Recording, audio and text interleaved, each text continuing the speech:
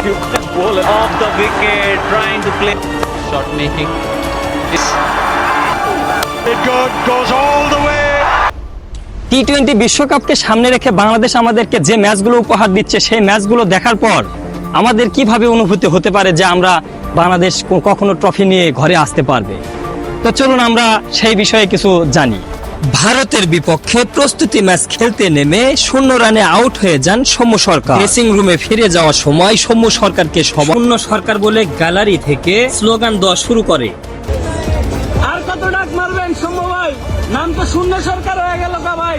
যেখানে বাংলাদেশের সেরা ওপেনার তামিম ইকবালকে বাদ দিয়ে লিটন দাসের উপর পুরো ম্যাচের ভরসা করা হয়, সেখানে আমরা তার থেকেও ভালো কিছু যে আশা সেটাও কিন্তু করতে পারছি না। ওপেনিং জুটির এরকম বেহাল দশা যদি হয় তাহলে ম্যাচের হাল ধরবে কে? অন্যদিকে গ্যালারি থেকে ভক্ত সমর্থকরা যার মুখে যা আসে তাই শুধু বলে যাচ্ছে বাংলাদেশের বেহাল দশা দেখে। লিটন দাস হবে না ভাইয়া তুমি পারফর্ম হোয়াট হ্যাপেনিং।